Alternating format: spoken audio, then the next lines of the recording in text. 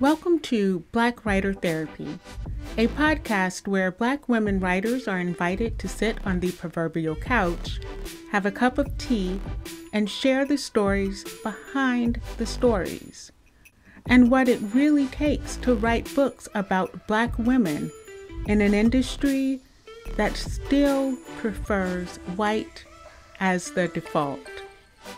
I'm your host, published author and unlicensed therapist, Ella Shine. Black Writer Therapy is now in session.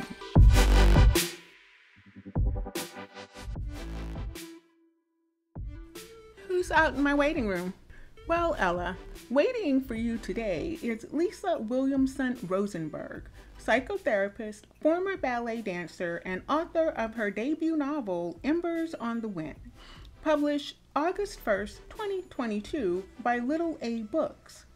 She is ready to discuss what it feels like to no longer have the protection of the white umbrella, and how writing has helped her reconcile her multiracial identity with being a Black woman writer. Thanks. It sounds like Lisa's ready for her session. Miss Rosenberg, Ella will see you now. Hi, Lisa. Thank you so much for joining me. Welcome to Black Writer Therapy. Okay, thank you. Well, I'm so glad to be here, Ella, and it's exciting to be guest number one on this very, such a great endeavor that you are kicking off here. Thank you so much. Sure. Yeah. Thank you. So I have to start off with one of my favorite questions to ask anyone. Mm-hmm. What's your favorite tea? So I am a coffee drinker, 100%, absolutely. And you can quote me, my favorite cup of tea is a good, strong cup of coffee. I love it. Do most writers drink tea? I find that it's usually, I hear wine and coffee. Wine and coffee. That just about does it. Yeah, definitely. Right?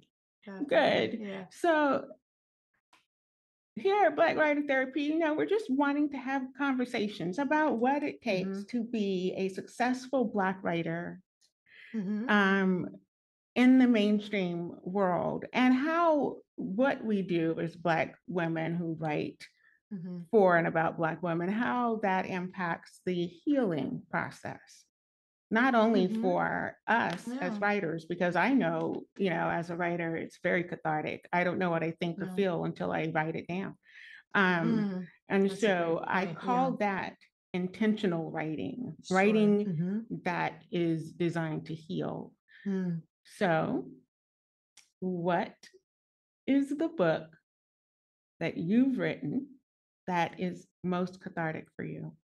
So I'm going to talk about my debut novel, Embers on the Wind, which is traditionally published, but there are other books I've written that will never probably see the light of day that may have been super cathartic, that kind of may have been more autobiographical, where I, worked through a lot of my background, my history, being a dancer, being biracial, being Jewish, being Black, and a little disconnected from both cultures.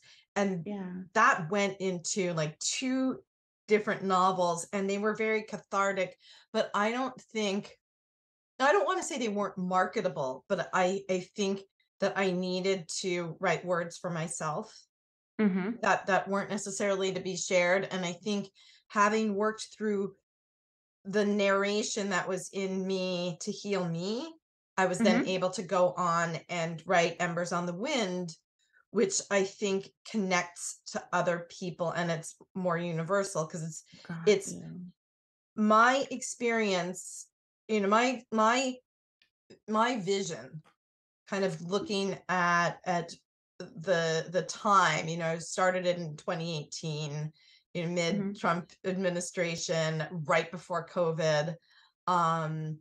And looking back at 1850, right after the Fugitive Slave Act was kind of the second Fugitive Slave Act, where if you made it to a free state, you had to be sent right back. But you were basically, and you were caught there, you went right back. And so I wrote it because I was thinking about my place in 2018 at the time, and who I was as a Black woman, as a mother, as a wife, um, as a writer with choices, and kind of Mhm. comparing myself to the spirit of an escaped freedom seeker.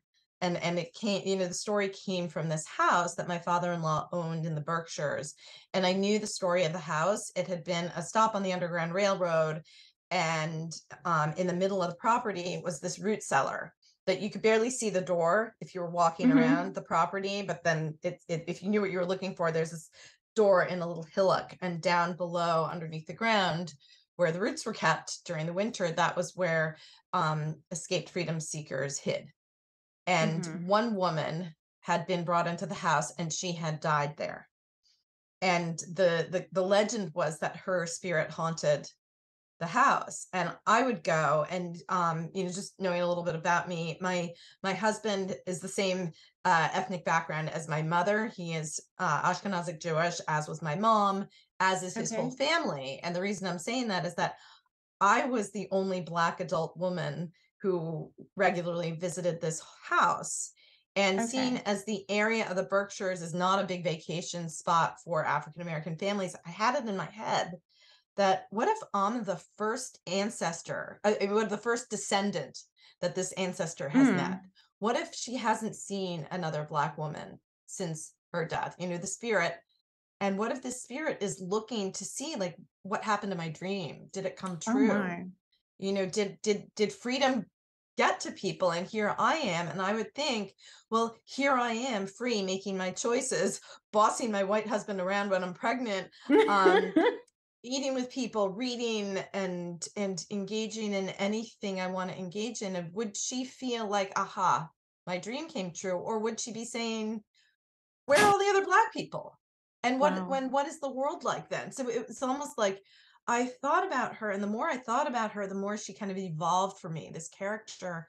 And I was, I know one of your questions is, when did you first meet your protagonist? Uh-huh. And looking back, I know you're a mother. I Mhm. remember myself in this house for some reason on vacation, pregnant a lot. I like remember sitting in different parts of this house when we visited, and my father-in-law sold the house since then. But I remember like sitting and being pregnant, and like, oh, well, like, you're getting up, and can you get up? Can you get your own glass of Right. water? That. So I just have this memory, and I thought to myself, well, what if she was pregnant, and that was why she had to come into the house? Maybe Mhm. she went into labor in that root cellar in the middle of the property, and some, nice abolitionist woman helped her give birth. And then what would that happen? And then, of course, like, inspired by shades of Beloved and the great Toni Morrison, Yes. like, I, Yes. you have an escaped freedom seeker, formerly enslaved woman giving birth. And I'm not going to say that she did not do what Seppa in Beloved did, and that is not what happened. But I had this image, and that led me to who could be in that cradle, because there was an antique cradle. They, when they bought the house, they had a lot of antique furniture already Mhm. in there, and the birthing room where, there's a tiny fireplace and a tiny cradle, and that was where women would go and give birth in this house, and it was Right. intact. And that's why there's the story of the birthing room in the book. So Mhm. I imagined who would be in that cradle, and I thought of like a woman who was maybe, in the 21st century, going away, a Black woman, getting on a getaway for Memorial Day weekend with her husband and her baby, and maybe her putting her baby in this ancient, no, not ancient, in this antique, cradle. And I thought, well, who else? What about the baby who had given? Maybe there's some link between her baby and this baby who had been born in 1850, at Right. risk of Right. being enslaved again. And is there a link between the babies and the mothers? And that kind of led to the story of the birthing room. And then But then that branched out, and I was like, well, who is the woman who is this white woman who is the Airbnb proprietor, and how did she get there? And she's an artist, and what is she, and she becomes obsessed with the ghost of these black women who are haunting the house, and she considers them her children, and she wants to draw them, but she doesn't know how to draw black people. Right. So Right. she searches for a life drawing class where there's a black model. And I was like, well, here's this black model, Michelle. And what is Hmm. she doing posing nude in a life drawing Right. class in the Berkshires in 2014 by then? And so then I was like, well, who is Michelle and what is she doing in the Berkshires?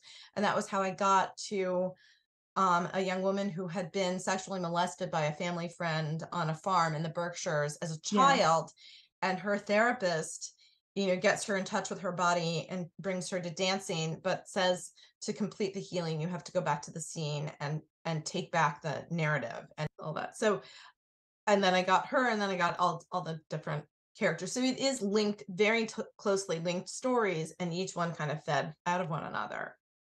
I love that you took the time to explain this process Hmm. because sometimes as a reader, I Yeah. try and kind of separate, if I'm reading something, I separate myself out, right? I don't let the writer Mhm. read because then the writer starts critiquing, which Right. Yeah, of course. not my And job. it's not as much fun, and And it's it's not less fun, fun, right? right? Yeah. So I go in and I'm Mhm, reading and I'm taking notes and I'm doing all the things.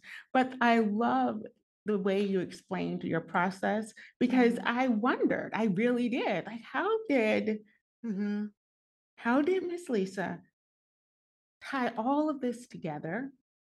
Was mhm, it from one point or was it from a series of questions? And it turns out it's from a mm. series of questions. Right. But even though it was a series of questions, it is that one point, this spirit of the house. And Right. she was And kinda like the root, and all the questions came from my original question of who is she and what would she think of me, right? yes. And And that's us. another thing I noticed, the house. I was like, the house. Yeah, The house is almost as the house feels like the that's the protagonist to character. me. Yeah, it is, Is kind of. okay. Right? Isn't Okay, it? I mean, because it's the that's only what thing it that's all the way through. exactly. Yeah. Exactly. You did such a beautiful job Thank you. interlocking those stories. Mhm. Most would probably not even read it as interlinked. Well, a lot of people didn't and were like, "Where's so and so? Am I ever gonna? What happened to the guy in the thing? And then what happened to the tree Yeah, with the?" And it's kind of like, and that's all. And people are like, "Well, what happened to Olivia, or what happened to this one?" And right. there's like, that's all I have to say about that. That's all. That's But all they get. but there are other, a couple other things that I'm working on. So like Calliope, who is the therapist, Mhm. a subsequent will find her way into another novel that I'm who's Della, who's like wealthy suburban black mom, Mhm. with a million, commitments and stuff. But so she's in another, but it's and if you're looking for Easter eggs, you could probably find some answers in yeah, in the other thing I'm working on. I love a good Easter egg hunt. I really do. So What's at the next? beginning, I started talking about intentional writing Yeah. and how I take the word intentions and I use the medical definition, Mhm. which is the healing process of a wound. And Mhm. so I find that I am drawn to those types of books. Can you disclose or tell to us what part of you was healed during this writing process? And did you know it was happening at the Hmm. time, or was it like go back and look through it and wow, I can't believe I was still holding on to that kind of situation? I think that's such a great question. So, yes, because there are anecdotes in the book that happened in my real life. For example, Kay at the Music Together class where she's nursing Miles, and Mhm. Miles is like this super, he's biracial, as is as technically as Kay, but she is kind of confronted by another mother who says to her, I'm sorry, how are you nursing that baby? There's no way he's yours. And that actually did happen, word for word. That actually did happen to me at a music together class. And Kay, is stunned. I was actually going to read that section at a certain point. She's stunned, and then she comes up with a response, and she's like, "Well, of course not. I'm the wet nurse." Now, when that happened to me, I did not have I was completely stunned. I didn't think of it. But my friend who was with me at the time, and her baby, she was South Asian. She's Indian American, and her Mhm. babies, or her two children, they weren't babies, are also biracial, and much lighter skinned than she is. And she's also somebody who has like a really sharp wit and mouth, and she doesn't have a people pleasing bone in her body. So she Uh-huh. was the one who said to this woman, "Well, she's the wet nurse." And it was the funniest thing. And it just relieved the situation. It embarrassed out of the woman who'd said it, but who cares? But so that did happen to me. And what needed to be healed, and what I think heals in dribs and drabs as you go through the journey of motherhood, is this being other. Lisa, I hate to cut you off, but we need to go pay some bills, and we'll be right back to hear more about that place of other. Welcome back to Black Writer Therapy. If you're just joining us, I'm talking with Lisa Williamson Rosenberg, and we're discussing how Embers on the Wind, her debut novel, has been so cathartic and healing for her. All right, Lisa. Now, what were you talking about before we had to take a break? Being aware of, am I going to be seen as less than as a Black mother? Mm-hmm. As a Black mother with Black children, as a Black mother of children who are lighter than you, is there something that visually separates you and your children, or something that visually separates you from your socioeconomic demographic? Am I going to be Right. questioned? Being in other parts of the world, being away, other parts of the country, other settings, and being being a mom, Mm-hmm. you're aware of other people's scrutiny, of the scrutiny of the white gaze. And Yes. I think when you grow up with a white mom and you're an only child, you're holding your mom's hand. And Mm-hmm. so kind of the umbrella of her whiteness sort of follows you everywhere. I know we have expressions like white adjacent right now. And I always think of it as the white umbrella. And everywhere Yeah. I went with my mother, and was accepted wherever she was, until she let go of my hand, and I'm running around and playing, and who is this Black kid in the middle of this Wow. place? And my mother, I think, was very aware of it and was very protective of it, and was, I think I hear about a lot of white moms of biracial kids, and the white Mm-hmm. moms are totally unaware of racism, and they're totally unaware of the, whereas my mom was like the opposite. She was like, "Who's racist? Who out there is going to be mean to my kid? Who's going to person that," like my mom, I always say she did a lot of elbow parenting. Like she was like, "Get out of my way." And that person, "Oh, Yeah. I could tell by the way she was looking at you." And I think in some ways it made me not want to hear it, Yeah. and not Yeah. want to know that people, can I just like pretend that nobody's doing that, and I don't have to hear it from you?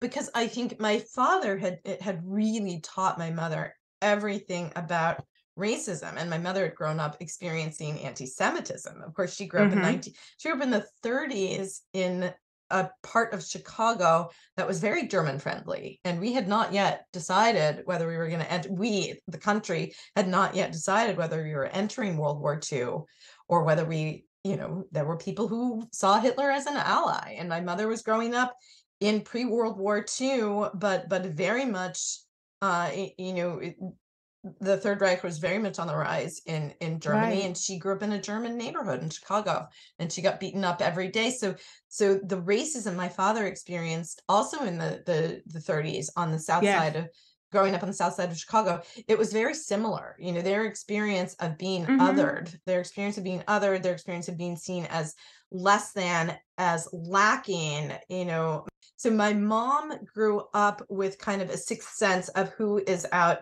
to get me. My father grew up Yes. with a sixth sense of who is out to get me. You know, they both grew up, you know, they both as a couple married in 1950 when interracial marriage was illegal in 30 Yes. states. I'm getting into all my history and my background, No. but the healing of you know, of being aware, you know, I think one thing that Black women of any description in this country, you are always aware of context. Like Yes. you don't get to like, I'm not going to write about race in this book. Yeah, let's not. That's That race isn't good because our country is white centered, Christian centered, you know, male. straight centered. You know, Yep. it is all of these centered things. And but and as a Black woman, no matter how you grew up, no matter who you are, um there is always a racial context. There's always a racial context, and you can't not write about it. But Mhm. also, I think as a Black woman, I find race and anything related to race fascinating. I want to write about it. I want to write Mm. about the racial, socioeconomic, you know, Why is that? con- Because I think most Black women are drawn to this idea of, as Mhm. a writer, I know I love Yeah. exploring the ins and outs of race and Hmm. socioeconomic situations, politics, sexuality, Hmm. sensuality, the differences, Yeah. just how Right. we Right. all are moving and approaching life in ways Yeah. that seem so dissimilar. But when you sit back and think about it, we Yeah. are all wanting and needing the exact same thing. But race, that thing that makes some of us other, will ultimately keep some of us from Hmm. achieving, or at least achieving in a Yeah. way that feels like it's going to be worth it. Hmm. Some of these things Mm. that we want, you know, like, Yeah. okay, I may get to do what I want to do, but how much is it going to cost me? At what expense? At whose At what expense? expense? At whose expense? And I think I do deal with that question a little bit in Embers Mhm. on the Wind because it's like the idea of almost, you know, have I achieved? And yet, you know, she has a $3 million or whatever brownstone. I don't say how much it cost in that brownstone Mhm. and her children had the luxury to take her for granted, and she Mhm. can buy whatever, you know, fancy baby stuff she wants to, and then when she looks around she's yearning for friendships with Black women, and there are Yes. none, Yes. and there are none, and she's longing to make friends with this Black woman across the cafe who's nursing her son, and Mhm. yet she reaches out to her, and the woman is stone cold, and Yep. we don't know, you know, the woman is depressed, but of course Kay doesn't know that. So it's kind of like, oh, I've achieved almost, and at what cost? Have I lost my identity? You know, have I lost my connection to Blackness? Have I lost whatever unified me? And I know that, like, and so the reason I say I love writing about it and it's fascinating because it, we do want the same things, and it is so nuanced. And I Mhm. think, like, you know, when we talk about race and we talk about centering whiteness, Mhm. and, you know, centering whiteness comes more naturally to us, to some of us than to others. And also, you know, growing up in a mostly white um private school, you know, attending you know, being part of the ballet world, which is like pretty much white. Yes. And you know, and I was like by far the darkest person there, and yet on stage with the stage lights you couldn't tell which one was me Exactly. because I was like light enough that, like, wait, oh, and you look in the program and you're like, oh, wow, they hired a black girl. And then the curtain goes up and you're like, which one's the black Well, girl? where's the black girl? And that was the point, Yeah. unfortunately. And that was the point. Like I was, so Yeah. it's kind of like, and colorism is a big part of it. And like it's fascinating to me because one thing that I got in some of my Goodreads reviews, actually a lot of my Goodreads reviews, Mhm. white readers writing things like, this book was so powerful to me because it made me think about white privilege in ways I'd never understood before.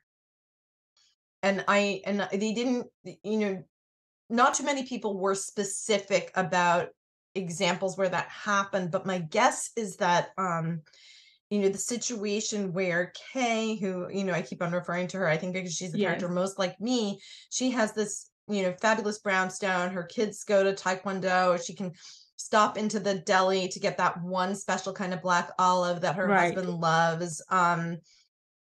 She has everything. And yet she slips in the street, running after I Galen. love So that. she's I running love after that. Galen, and Galen is Uh-huh. probably a runner, and Galen like can run fast. And Kay is like running after her and slips and falls in the street and smudges her Michael Kors coat. Mhm. And in that instant, the white realtor who sold her fabulous brownstone steps over her and says to the white couple who she's showing around the neighborhood, we hardly ever see that sort of thing. And And I'm it was listening like to her you. identity, like boom, gone. Gone. Yeah, That's like your mom letting go of your hand when you're a little girl, exactly, right. because and it's and like, now I'm yes. not my mom's daughter, I'm just the little Hmm. black girl running around. And I could be dangerous, but I remember saying to a white friend of mine, I bet people think I'm a mugger. And my Wow. why and I was very small for my age. I was this little skinny gymnastic kid with pigtails. And my white friend said to me, I don't think anybody thinks you're a mugger. She was like, I've never seen a mugger before, but I don't think they think it's you. And I was convinced that because I was brown, I was dangerous. I was going to be seen as dangerous. So even at the age of, 8 or 9 years old or whatever I Mhm. was, I was already centering how I was seen by white people. Wow, that's And amazing that you said that. and I think it's because I wasn't in a, I wasn't in a school with a lot of other black kids. And I remember the other biracial kid, her dad was African, and there was some status about that. So it Mhm. was very, it was a white centered school, even though it was, secular humanist, ethical culture school. It was a wonderful school, but it was not as diverse. It was probably more diverse than some of the private schools, Mhm. but I grew up seeing myself differently. That's so interesting because thinking Hmm. about, like, when we start writing, we never know what's going to Yeah. come up. We never know Yeah. where the words are going to pop from. You grew up in a predominantly white environment. I grew up in a Mm, predominantly black environment. Like, I mm, knew white people were a thing because I could see them on my yeah. TV shows, right? I saw them at Right. the grocery Yeah. stores, but I left them in the TV, I left them in the grocery Yeah. stores. And then when I went back into my community, Mhm. everybody was brown like me. Mhm. And it wasn't until I started elementary school and I was bused into one Mm. of the white schools, that Okay. I came Yeah. home and I asked my mom. I was in tears, Mm. half day kindergarten. And I said, Mommy, why am I so ugly? Oh my And she just goodness. looked at me like, who do I need to go up to this school? Yeah. And but it was no one had said anything. It's just Mm. all the books looked like all the white kids. The white Yeah. kids had lunch boxes with little white kids on it, Mm. backpacks with little white kids. And I was like, So it was I can't everywhere. find me anywhere. And I Mm. was like one of It was like one in a possible. I didn't know if the other girl in the class was Black or not. And she was avoiding 27%. Any guesses what that number means? Is it the number of people in the US that listen to podcasts? Actually, that number is 24%. Well, in 2017, that number has increased exponentially up to 64% in March of 2023. Podcasting continues to be on the rise. It is the place to be. Only 27% of podcasts are hosted by women. Only 27%. Are you as shocked as I was? Just think of all the voices we are missing. Is your voice one of those? Is there a topic you keep thinking about? A message you know needs to be shared? Guests you know you want to interview? Or maybe you're an entrepreneur and you know that you want to help others get to know you better and know what you do. Podcasting is the way to do it. This is why I founded Authentic Connections Network. A podcast network that is so much more than you'd imagine. We take the tech and stress out of podcasting. We give you the power of a network, the power of community, of education around podcasting, of coaching, individualized supports, and all the other incredible women breaking through and changing the landscape of podcasting. Isn't it time you realize your dream? We believe strongly in our creators. We believe in Ella Shawn and in Black Writers Therapy. There are conversations that need to happen, stories that need to be told. Authentic Connection Network is the place for them. Follow us on Instagram at 37by27. Comment the word amplify on any of our posts or DM it if that feels better to you. I want to learn more about you and your goals and how maybe you could be part of Authentic Connections.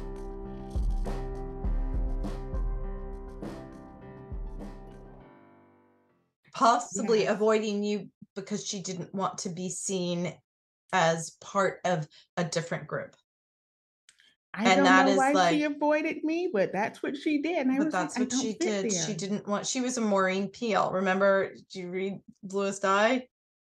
I shouldn't say that. I'm Yes. guessing like the character of Maureen Peel, who Claudia and her sister and Peckle are Mm-hmm. hanging out with this like girl who was very light skinned with two Yep.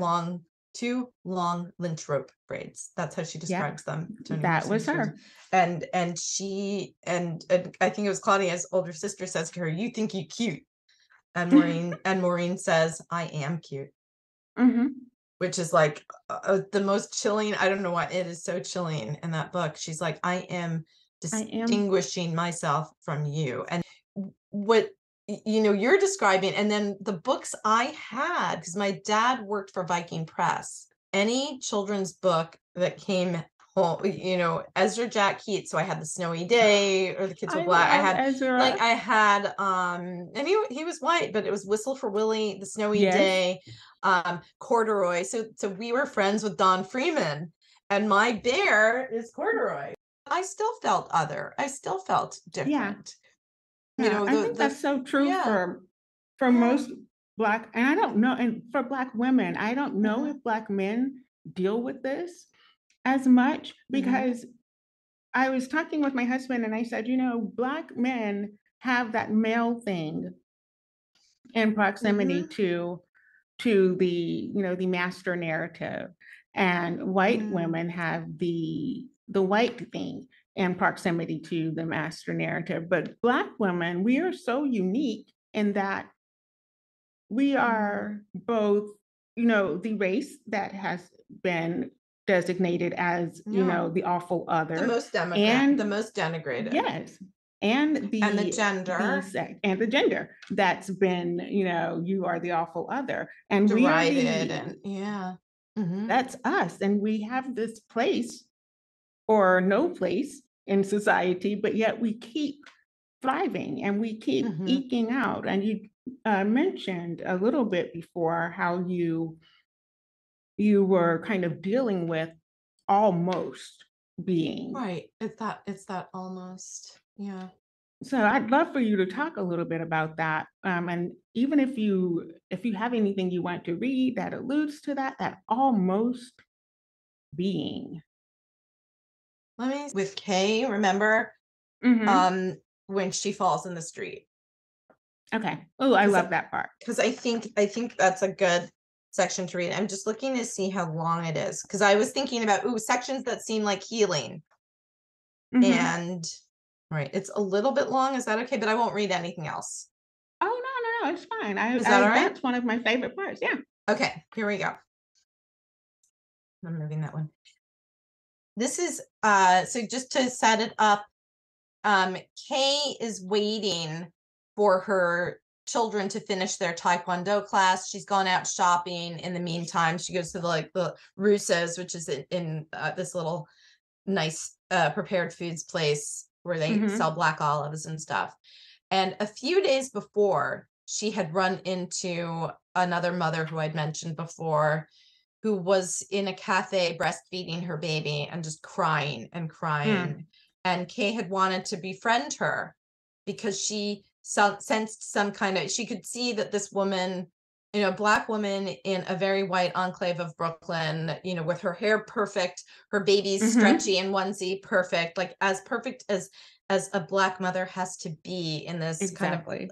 in this kind of affluent neighborhood where all the white mothers can have their hair falling out of a Oh ponytail my and spit up gosh. all over Yes. them, and like, so that's kind of the like, if you're a white mom, it's almost a badge of honor to say, oh, I haven't showered for days, and oh my god, I don't even know where the bottom of the sink is, there's so many dishes there. Whereas a black mom in the same milieu would can't really do that. She still has to, her hair still has to be done. Her baby has to look good. The everything has to be clean because in the back there's always this risk, like this legacy we all have. Someone could separate me from my child and think I'm not worthy of him. Oh my gosh. Somebody could minimize our connection and sell him away from me. Like it's in the DNA, and it's this awareness. So Kay had seen that on the face of the woman she calls the sad woman. She doesn't know her name. She knows that she's a Hmm. baby and she's, crying, and Kay wanted to befriend her, but the woman was resistant to being befriended.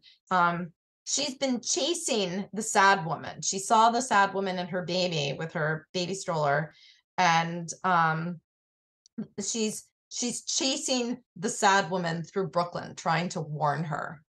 Okay. And it's like, also it's not just Brooklyn, it's Park Slope, which is like it's a little bit posh. They're like really cute restaurants, really cute stores, lots of brownstones, lots of parents with strollers. So this is Kay is running down 9th Street trying to catch the sad woman.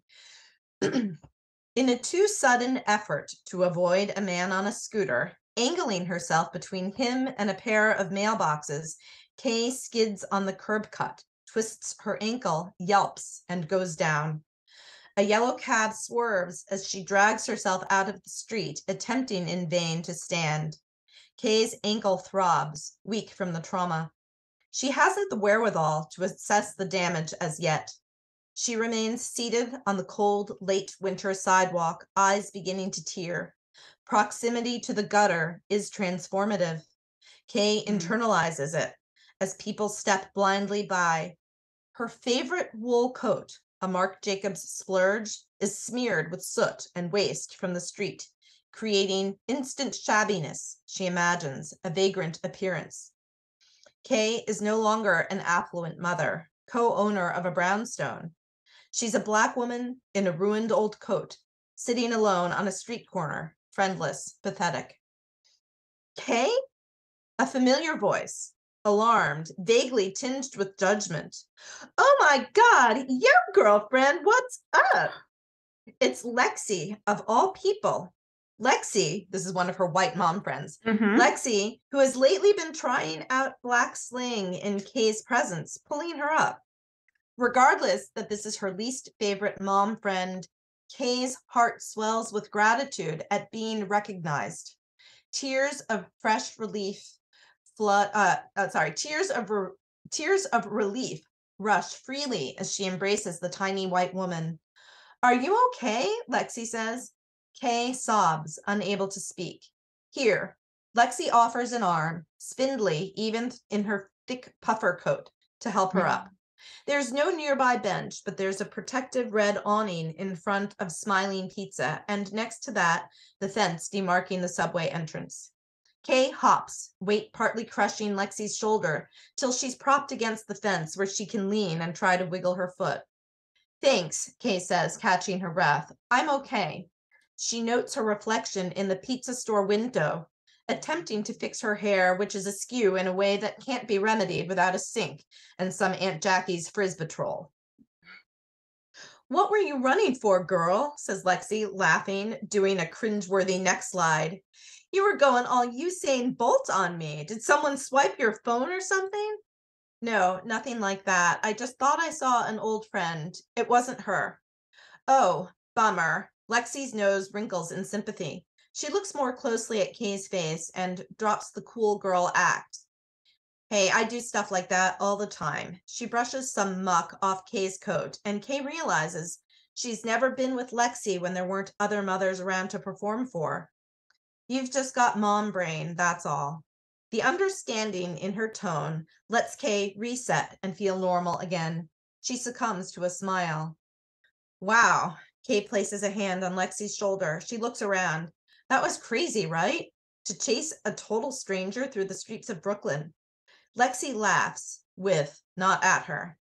Kind of crazy, yeah, but like I said, I know, mom brain. It's a relief to brand it, accurately or not. Hey, Lexi says, your kids are over at Champions with Ethan right now, referencing her own son, who's in Miles's Taekwondo class. If you want, I can bring them home if you just need to. Kay is about to decline, say she's fine, which she mostly is thanks to Lexi, but now they're joined at the corner by a small group. An older woman who Kay recognizes as Meg, the realtor, who helped her and Andy find the brownstone. Two men forming a hand-in-hand couple, and one infant too large for the carrier she's been stuffed into, worn by one of the men. Kay, still shaken by her fall, shamed by the smears on her coat, is nonetheless about to greet Meg, perhaps with an explanation about her appearance when Meg snorts. Good Lord, shaking her head. Meg steers the hopeful homeowners away, adding at a reasonable volume, that's an anomaly. In this neighborhood, you hardly ever see that sort of thing. Mhm. That sort of thing. The words, vague yet pointed, dissolve what's left of Kay's dignity. She chokes up again just as Lexi squares her shoulders. Excuse me? Lexi says, as if from Kay's own mind. The words she'd use if not muzzled by shame. Excuse me? Meg turns, startled, as the young men with the baby cower beside her. Yeah, you. Lexi stands firm in her size 5 Doc Martens. What sort of thing do you hardly see around here? And 9th Street slips into the obelisk, replaced by a dusty road with scraggly overgrowth on either side. Kay sees a green-eyed white man on a horse holding the end of a rope that leads to the right of the horse's flank. There stands the sad woman bound by her wrists and neck. The man kicks at the horse, who in turn kicks the sad woman. She collapses, crying out in pain, as howls of glee erupt from her captor. The road fades, and 9th Street reappears. Holy shit! Lexi is laughing, clutching Kay's hand. Meg, the realtor, and the young fathers are nowhere in sight. Did I not school that old bitch? Did you see her face? Did you? I thought she was going to die right there. Kate makes herself laugh along, though she did not hear Lexi's schooling of Meg. Lexi continues to gush and gloat over her rescue of Kay. Over Lexi's head, Kay spots a slim black woman with erect posture and a gleaming inch of straightened hair poking demurely from under a white knit cap. Hey! Kay calls out. Lexi turns. The woman stops to stare at them, and Kay recognizes with dismay it isn't her. Mm-hmm. And that's it. Oh my gosh, that's one of my favorites. And I thought Sorry for the stammering. I'm not a big reader either. Yeah. Me either. I don't like doing it. But I thought the finesse with which you handled that was so beautiful. If people are reading like that piece, it depends on their perspective, I guess. But when Mhm. I was reading this piece, like from the moment you talked about how um, the white mothers, the new white mothers would come in and they would just look a ham and didn't care. It was Mhm. all great, It but was you did fine. it in such a way Mhm. that just juxtaposing this put together mother and then like the brigade of I haven't showered in 2 or 3 days, Yeah. and I'm just And doesn't happy that I make am. me a wonderful mother? Yeah. And right, and yeah, and then but when I thought about it, I was like, why in the world is that our plight? Why are we out here pretending that we are okay with brand new babies or pretending that we're okay with everything? And are we just perpetuating this strong Black woman trope? Mm. Or, but you just said, no, it's DNA centered. We know Mhm. that at any moment our child could be taken away from us. And I'd never thought about that, Mm. Lisa. Like I Yeah. I did the same thing though. I was the Black woman who was well put together. Of course. Yeah. My kids were put together. We never left the Mhm. house unless everybody was great and Yeah. immaculate because A, Mhm. I don't want people talking about me and my kids. And B, I am not going to be the mother that people look at and say, Lord, I hope that is nobody's mama. Mm. Like I was not going to be Yeah. that person. But Yeah. you, and I haven't, I mentioned it in your short bio at the beginning of the episode, but you're a psychotherapist. You're an Mhm. actual licensed Yeah. psychotherapist. And so the I think the your perspective on that was really interesting to me, Right. what you just said. So there's what's going on the surface and what is presented to the, also I used to be a performer, so what's presented to the audience Mhm. versus what's going on in the background, and what Right. narrative am I countering when I walk out of the world? You were saying, like, as Black women, we're the most denigrated gender, we're the most denigrated race. And so Mhm. we've got these negative narratives already attached to us when we walk through the door. So it's like, you're like, no one leaves the house if we're not okay. Yeah. And it's like, okay, we're leaving the house already up against this narrative about us. We are leaving the house ready to counter what people might see that's negative. And so that's this whole extra, thought process, this whole extra getting out of the Mhm. house thing that we have to do. So as a therapist, I'm very much aware. I mean, I work a lot with trauma, and what is the belief that you have about yourself? And how Mhm. does that belief change your actions? You are part of this community and you are therefore responsible for this community. And so that if you are, and I think that's another thing for Black women, particularly Black women Yes. writers, you're responsible for the community, and everything you do, it's not just you doing it, it's you representing the Black community. And so, like, Yes. obviously, this book, I was really focused on this truth of the house and the juxtaposition of me and or the me that I would have been, the fictionalized me, and this spirit who was driven by yearning for freedom. So that Right. was what this book was about, and I think it was healing, and I needed to work through that aspect of my Black identity, this almost piece of it. And I think in Mhm. subsequent in subsequent works, what readers of mine may say, and I think I had to let go of this fear, is people are going to be like, "Oh, she was only posing as a Black woman. Now she's out. Now I feel like I'm out at this as this biracial Black Jewish woman writer who's Right. experienced ballet." And I think having to represent a community that you're only one little tiny member of. Mhm. Like, how can you be asked to speak for Black women? How can I be asked to speak for Black women? Because I think you and I are each going to have a different leg of the story to tell, or a different voice in the story to tell. And I think what's so important about the work you're doing, Ella, is that you are giving voice to all the nuanced voices of Black women, and our experiences are so different. When you were reading, I was just jotting down some notes. I just want you to know that I appreciate Kay so well, so much. That character, she spoke to a lot of my own insecurities as a mother. And I don't know that women are readily talking about it. I know the Black women are saying, you know, I love my children, but sometimes I don't like being a mom. And to say that out loud as a Black woman, it's really, like, wait, what? You're not allowed to say it, right? Allowed me to say, okay, fine, girl, be quiet. But Kay is a seer. Why was that so important? So as you're saying that, like, I don't remember exactly where the obelisk came from, but I imagine, you know what it was? You know, in Lord of the Rings, where like there's the Eye of Sauron and it looks like this long, skinny eye and it's so scary. I don't know why I imagined the obelisk kind of looking through that. And I wanted her, I don't remember exactly what made me make Kay a seer. I love it though, because that's how I interpret it. And we're going to play this game. Okay. It's fun though. Yeah. Okay, here it is. Here are the rules. Okay, the rules are, I'm going to give you a word. It is the story behind the story, or tell the whole story. That's what the game is. Right, I remember. I read the rules. Yeah, I did. Okay, so it's hashtag bookish, hashtag writing while Black, and hashtag writer's life.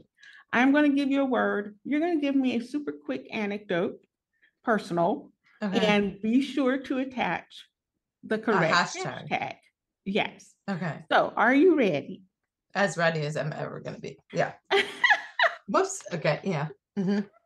Okay. So the first word you have is scariest. Is what? Scariest. Scariest. Wait, do I have that on there? Yeah, I do. Yes, scariest.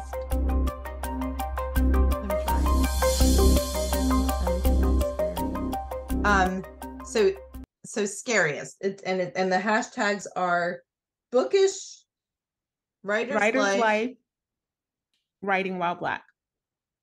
Writing while Black. I think I'm going to do writer's life is going to be the hashtag. Scariest.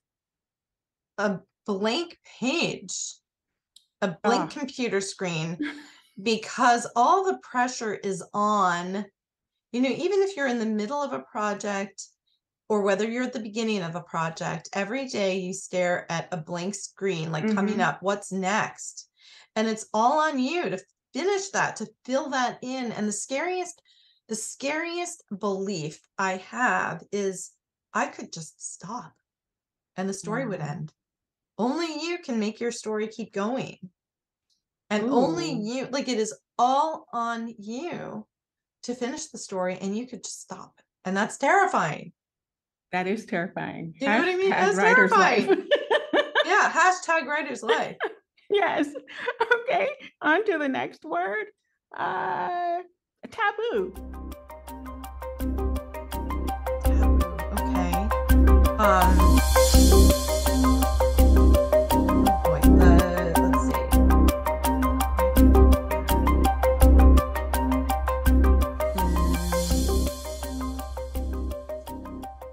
Say taboo. What is taboo that I can think of? Okay, let me pick bookish. Okay. Hashtag bookish. Okay. I am not going to mention names, but I'm going to talk about Goodreads because I'm on Goodreads and I'm an author on Goodreads. And I'm also somebody who has a lot of empathy. And I've discovered that it is a big taboo. There are two taboos that just don't work together. It's a big taboo to mislead people when you write a Goodreads review. Okay. And to like write glowing stuff about a book that maybe you didn't like all that much because you're really friends with the author. That's a big taboo.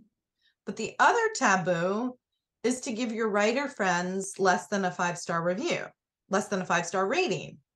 Right. So you can't like, and sometimes you liked your friend's books a lot, but you didn't love it. But like, you're not going to give your friend a 4-star review on Goodreads.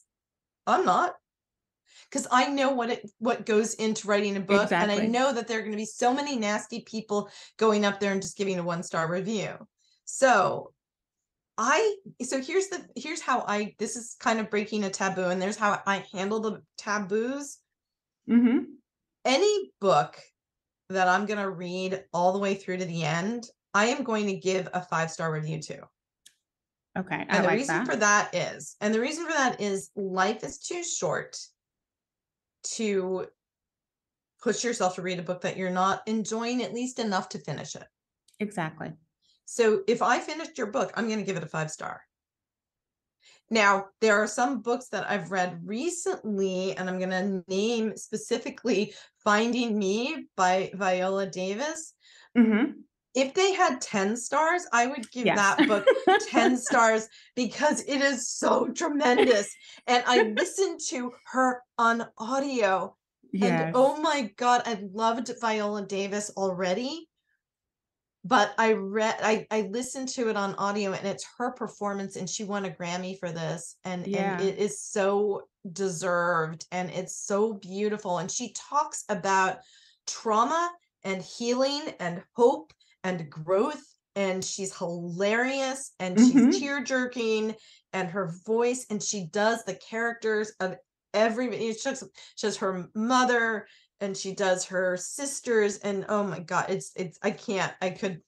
that when I finished the audio book, I was like having withdrawal. So anyway, that book I would give a 10-star review to. There are some other books out there that I also was like, oh my God, this is the best book ever. And then there's a book that I liked enough to finish it, and I gave it 5 stars too. So if somebody's going to go on Goodreads and be like, well, I read Lisa Rosenberg's reviews and I can't, doesn't matter.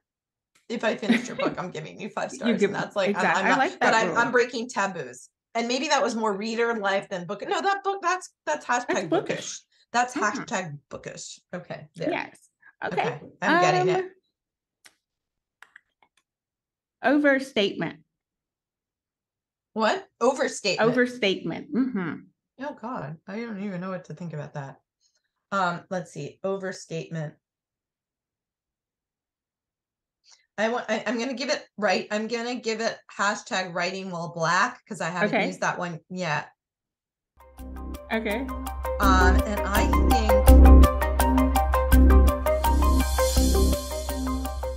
think it is an overstatement that it's very easy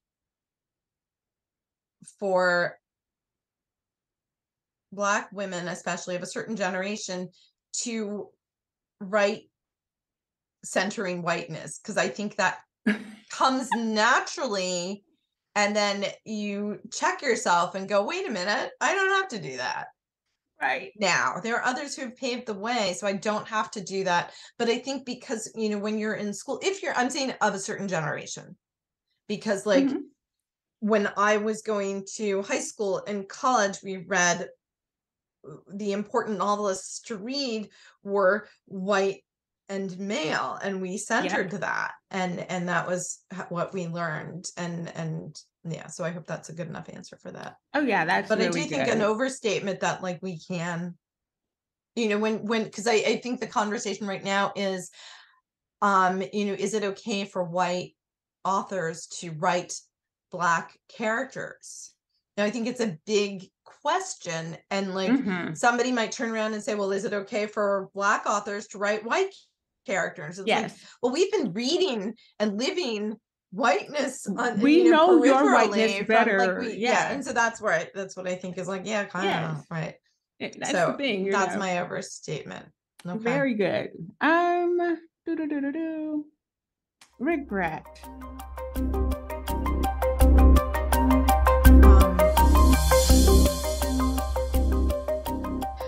Okay, so writer's life, I think I really strongly regret not taking more creative writing classes when I was in college. Yeah. And I took a wonderful class with Mary Morris, who is a fantastic teacher and author, when I was in college, when I was at Princeton, and I was a freshman. And I didn't really know what you did. I didn't really type. I wrote everything by hand, and you were supposed to submit everything to the department. And I sort of missed the memo. Like I was kind of all over the place and very, very immature. You know, Yeah. I had like come from the ballet world. I didn't even think I was going to go to college. And there I am at Princeton, and I'm in a class, and who was in my class, Jodi Pinkholt was a sophomore when I was a freshman. So she was in the class with me. She was so cute. She had like little short curly hair, and she was like really intense and such a good writer already then. And I was kind of all over the place. I had no idea. And a lot of the people in our class, I was a freshman, and I think there were older writers auditing the class who didn't go to, they were just auditing the class and taking it. So there were older people than us in the class. There were some grad students there, and there was me and Jodi, and we were like the kids. And I remember reading her stories and thinking, oh, that's a writer. I don't know what I'm doing. Let me not do this anymore. So I didn't take any more creative writing classes after that. Not because of her, but like maybe I wasn't ready, but I regret. And that's hashtag writer's life. Very good. You're on your last one. You're doing good. God, you were worried for no reason. Yeah. Okay. Yummy.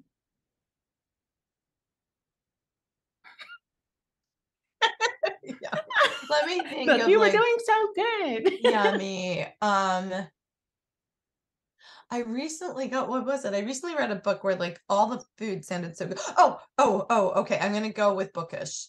And this is like not the best thing about it. Now, Dr. Oh my gosh, I can't remember her first name.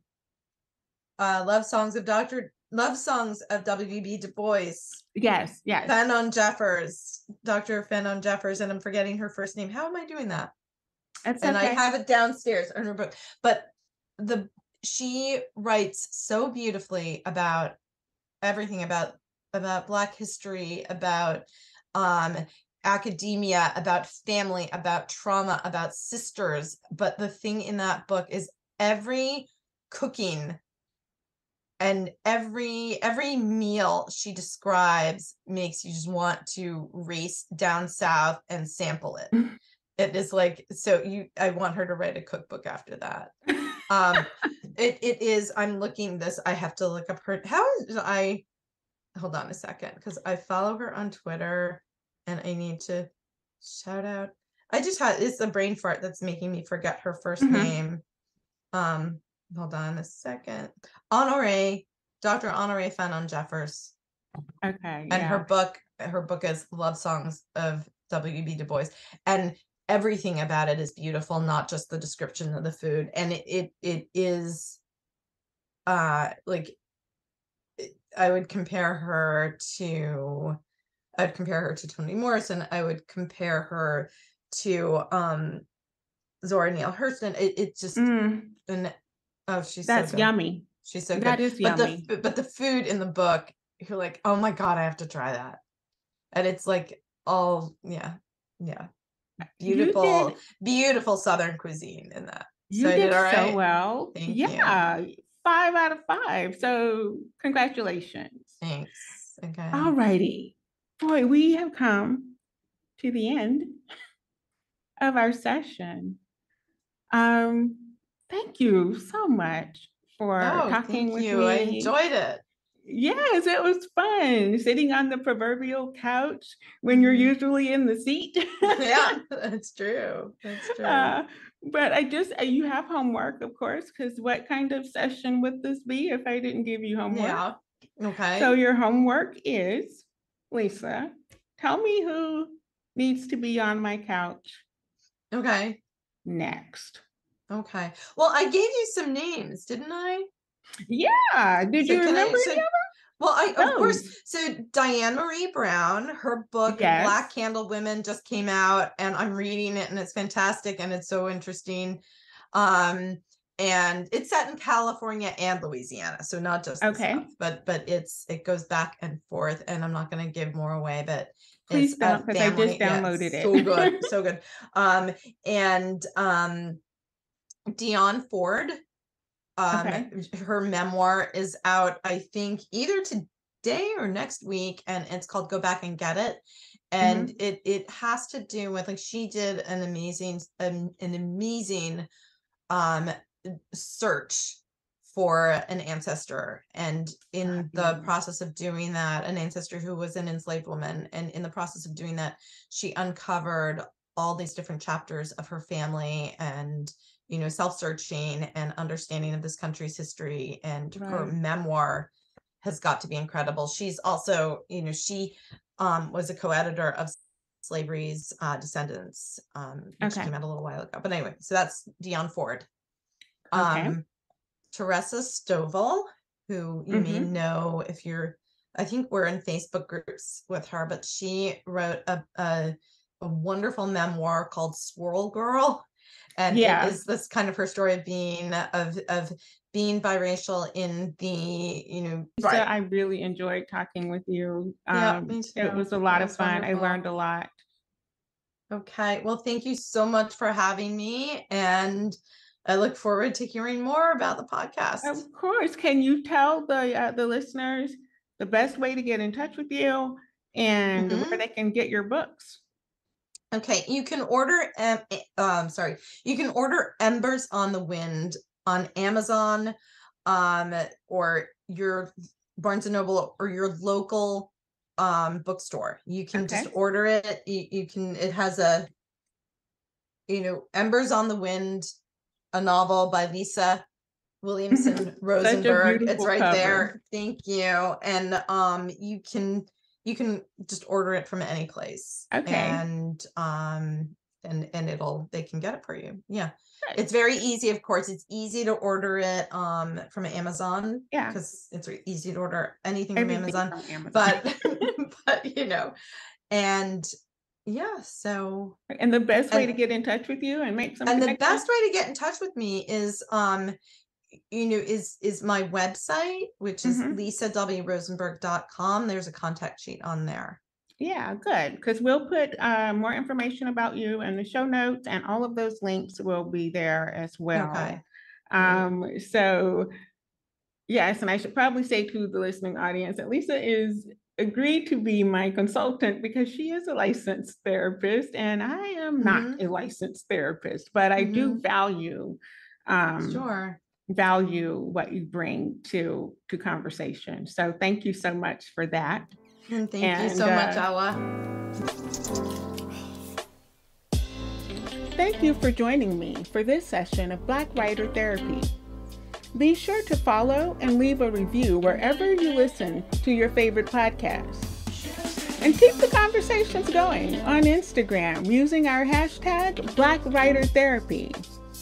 I'm your host and unlicensed therapist, Ella Shawn, reminding you to be kindest to yourself first, always and in all ways.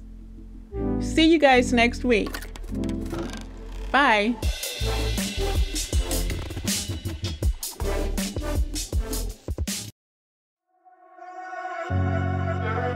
In a world where shadows dance and secrets lurk, comes an unforgettable saga of broken souls, written by Ella Shawn.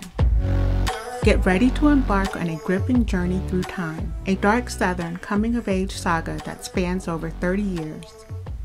Nothing is as it seems. With every turn of the page, secrets unravel, revealing a web of intrigue that will leave you breathless. Breaking is the easy part. Having the courage to look into the mirror of your souls, allowing yourself to be consecrated, to rise harmoniously in alignment with self and the universe, that's the hard part. Join John and Vivian on this unforgettable journey where shattered souls rise, courage is tested, and destinies are forged. The Broken Souls series by Ella Shawn, a gripping 4-book masterpiece that will keep you captivated till the very end. Don't miss your chance to experience this compelling tale of love, loss, and redemption. Purchase your copy now and be prepared to have your soul shattered. Because sometimes the darkest paths lead to the brightest light.